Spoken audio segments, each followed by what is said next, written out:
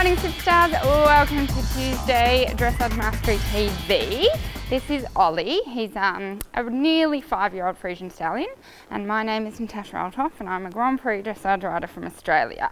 And Dressage Mastery TV is all about helping you guys get the results that you want to get in your dressage. And probably one of the biggest reasons or biggest things I see people struggling with dressage is getting your horse to turn. So I don't know how many of you are riding around in the arena and everything's kind of going great, and then you have to do a 20-metre circle. And when I was learning and I had to do a 20-metre circle, I'd be like, okay, turn.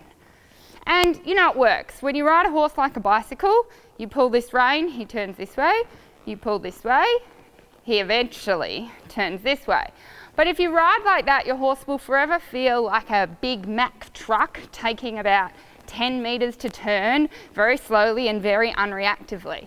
Now I can also turn using my outside rein. So now I'm using my outside and the horse is falling in, and now if I use this rein, the horse is falling out. Now that might also seem really, really tricky. I know when I was learning to ride and my coach said, yeah, turn the horse using your outside rein, I looked at her as if she was crazy. Because we all ride bikes, yeah? If you want the bike to turn that way, you pull that way. So you assume riding a horse is the same. But what you have to understand is that your reins control the shoulders of the horse. So that's why if I give my inside rein and use my outside rein, the horse comes in on the circle.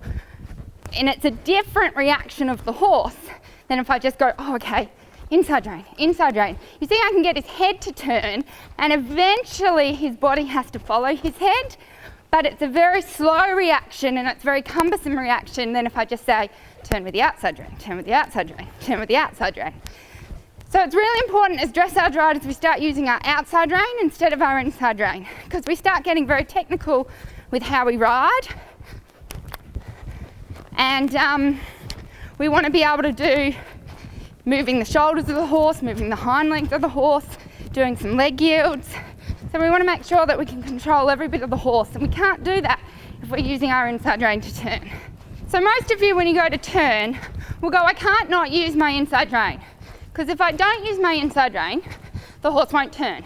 But you can see I'm giving my inside rein up his neck, and yes, he didn't keep his head flexed to the inside. That's what the inside rein really does. Helps a little bit with flexion and bend, but I don't need it to turn. Occasionally, I used it once because I had a little bit too much counterflexion, and this is on a young horse. But when you get to a more experienced horse, if you train correctly, they'll listen more and more to the outside rein, less and less to the inside rein. Good boy, and you'll be able to turn. So that's your training challenge this week. When you ride, I want you to give up that inside rein up the neck and see if you can still do stuff. I know when I was learning shoulder in, my coach said, give away the inside rein. I said, I can't. If I give away the inside rein, my horse won't stay in shoulder in. I was a bit of a brat as a child. And the coach said that it's not shoulder in. If you have to keep your inside rein on the horse to keep it in shoulder in, it is not shoulder in. It is a fake shoulder in. So I always took those words to heart and realised just because I can get my horse to do something, if I'm getting him to do it in the wrong way, that won't lead to me being able to ride Grand Prix at the end of it, then I better change my way and do a way that works for the long term. So trust that helps, trust that inspires you, and let me know how you go in the comments. Bye.